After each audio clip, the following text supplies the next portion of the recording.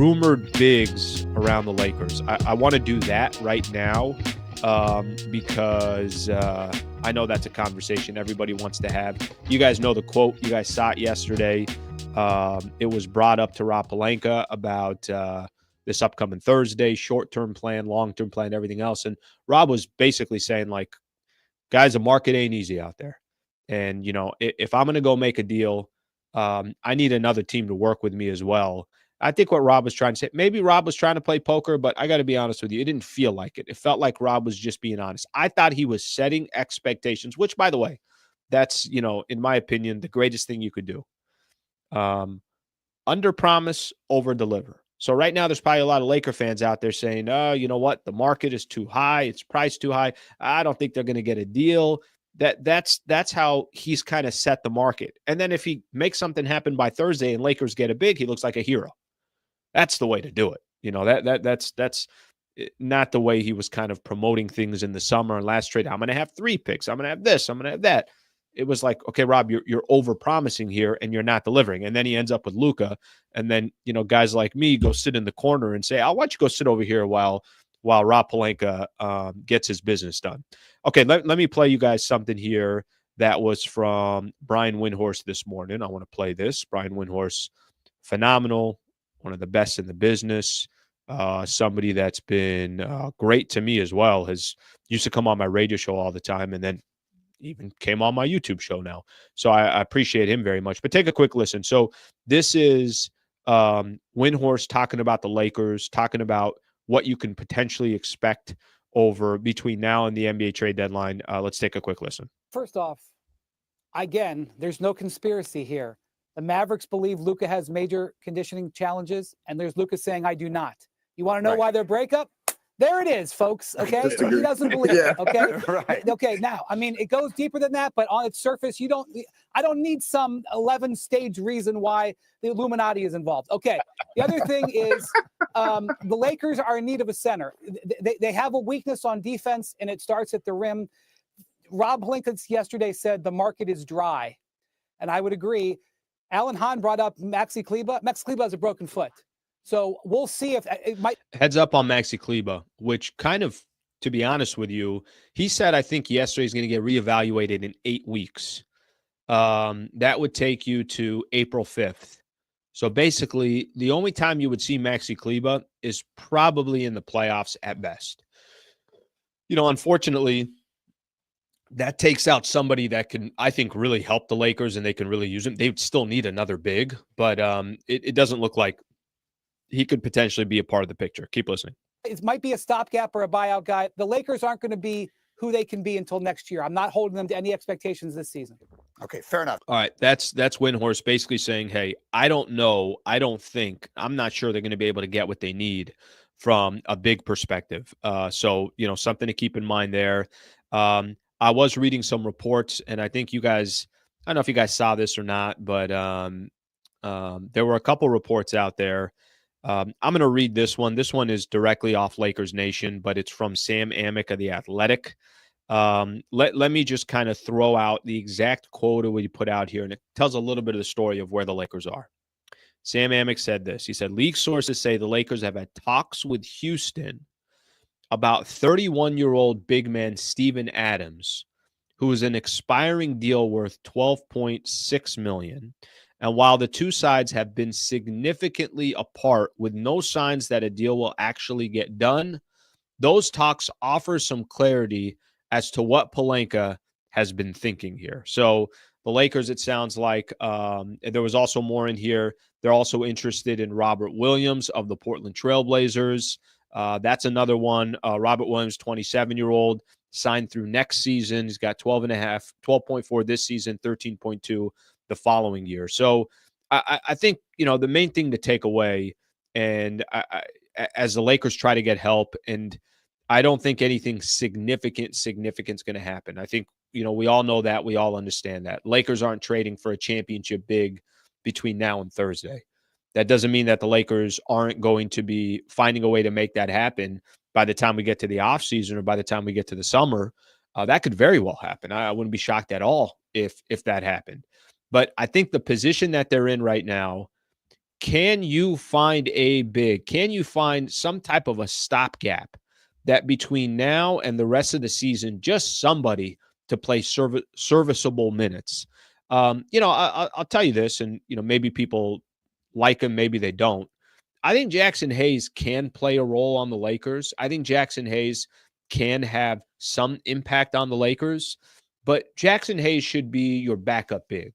Or Jackson Hayes should be, okay, he's getting 12 to 15 minutes, and there's another big similar to him, maybe a little bit more of a bruiser that's going to get 12 to 15 minutes. The type of big that you need is different than the type of big you needed when Anthony Davis was here. And I'll tell you what I mean by that.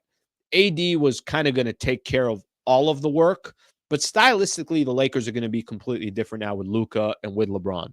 So, however we were kind of viewing the Lakers before, it's going to be different. That's just the bottom line. So, the for them to go out there and to get a big, whether it's Robert Williams, whether it's Steven Adams, or maybe they just strike out and they don't get anybody, and now they got to go to the buyout market.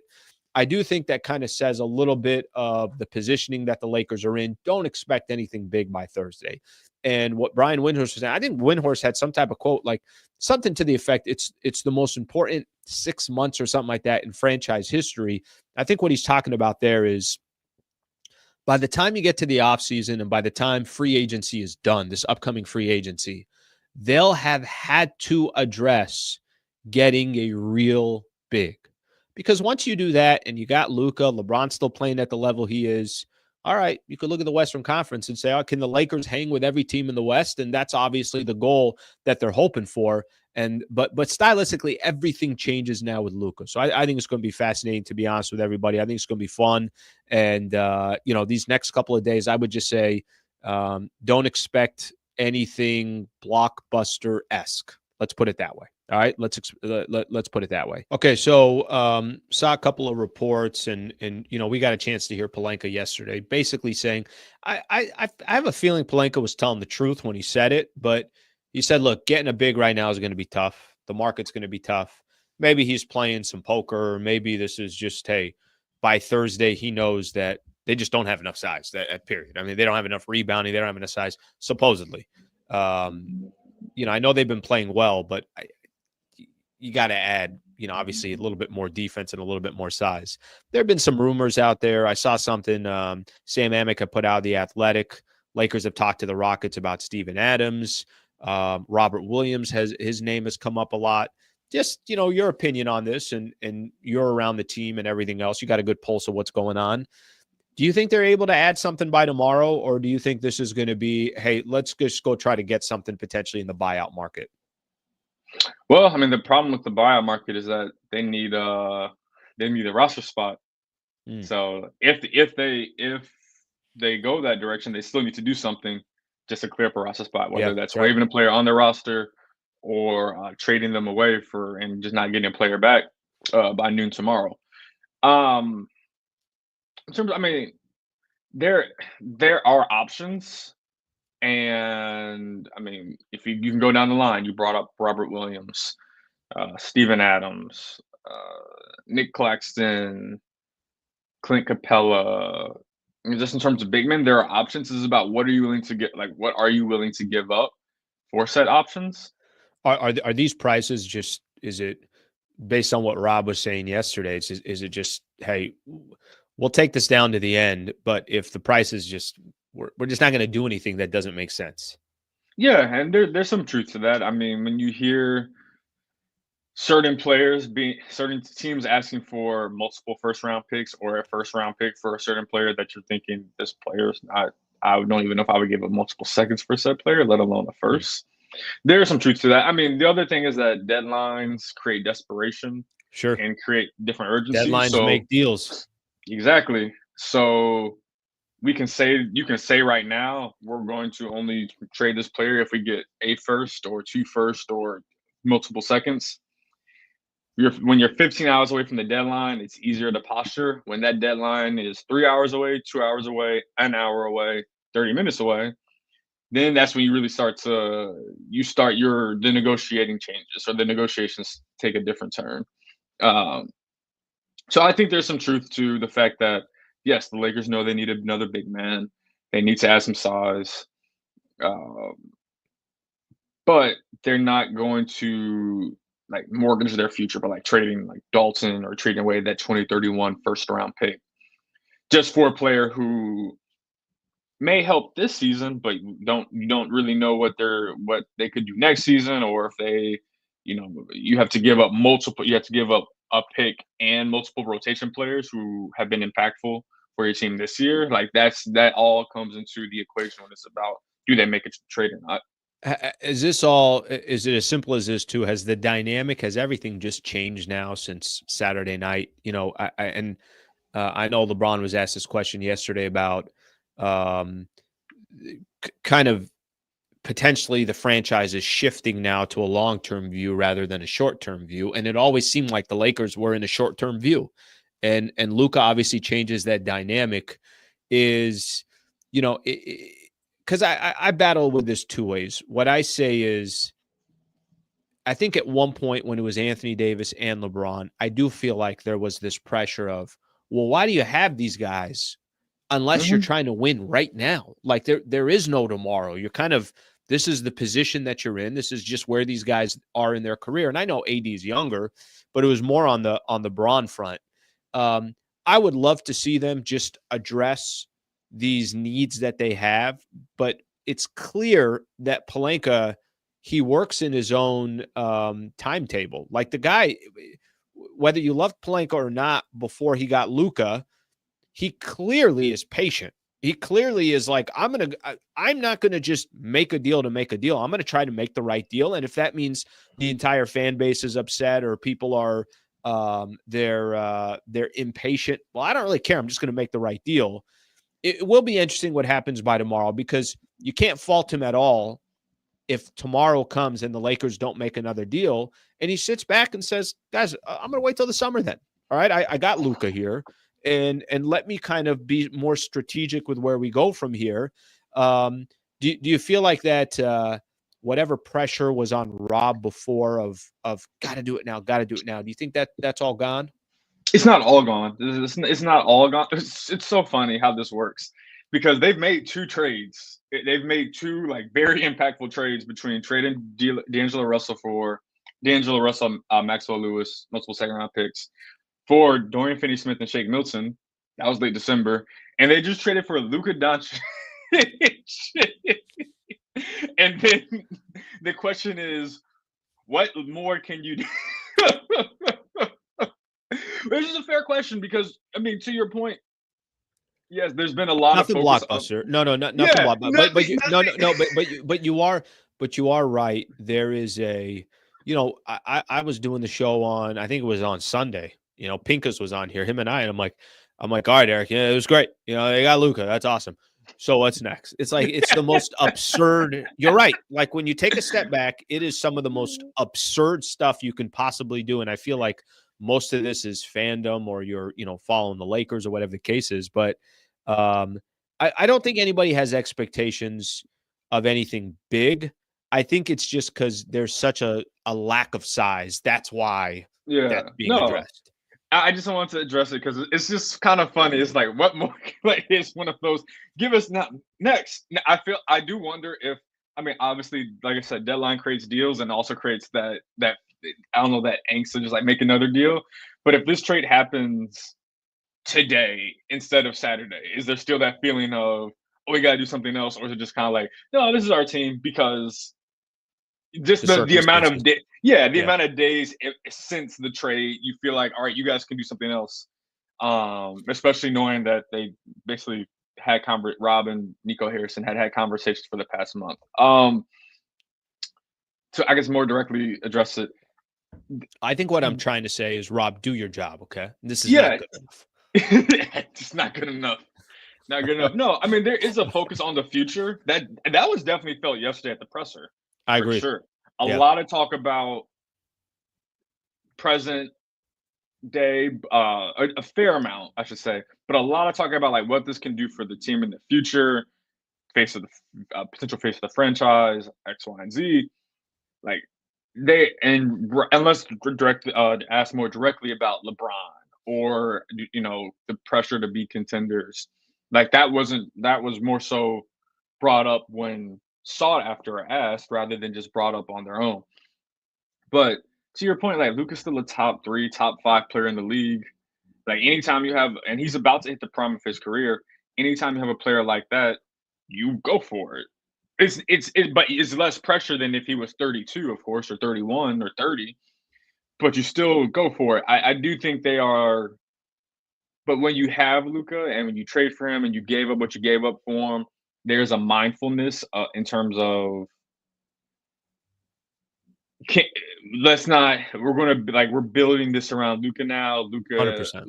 Luka on the court and JJ's coaching philosophy. Let's not cheat what we could do with Luka by being short-sighted by trying to go for it. Because even if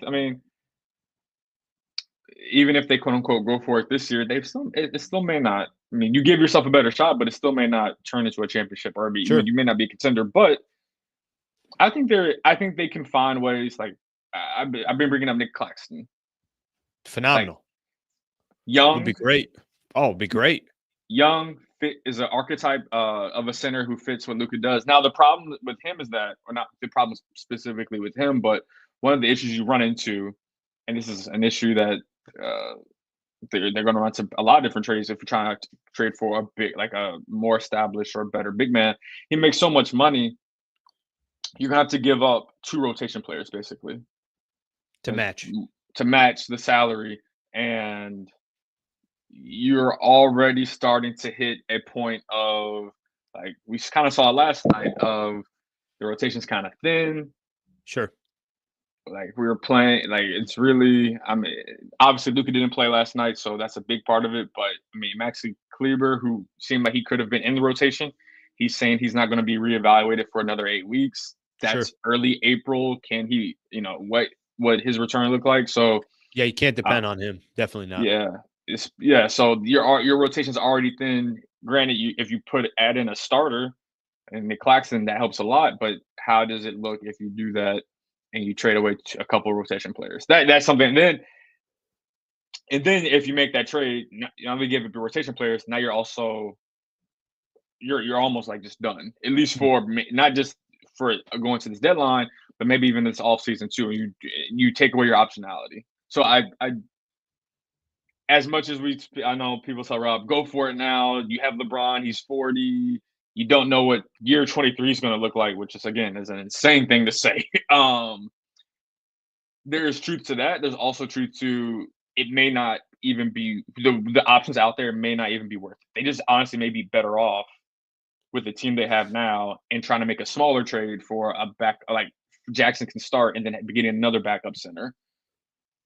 Yeah, or just not do anything at all. And I think, Kobe, at the absolute worst, if you get to tomorrow and nothing happened, I think you're also saying to yourself, okay, well, you know what? Then that's what Pelinka thought. And I think most Laker fans are going to sit there and be like, okay, sounds good. Like, I think there's also this, we get it. And we also understand that if there was a move out there that did make sense, then he would probably have done it. Like, I think that's a fair assessment either way. And if he doesn't do it, then we'll be looking towards the summer and obviously seeing how they can address it from there. Kobe, I got one final one here for you. It's just so funny because it was like, if he can make another move after training for Luka. I know. I love it. I absolutely love size. It. They just need size. That's all. That's all. I'm just well, the funny thing is they needed it before they made the trade, and they still 100%. They need even more now. Yeah, and obviously now it'd be different just stylistically how they're going to play. 100%. So, like, the way you're looking at it is going to be different. All right, if you enjoyed this clip and you want more, just subscribe to the channel. Monday through Friday, 8 a.m. to 9 a.m. is the Sliwa Show. And then after every Lakers game, post-game show right here.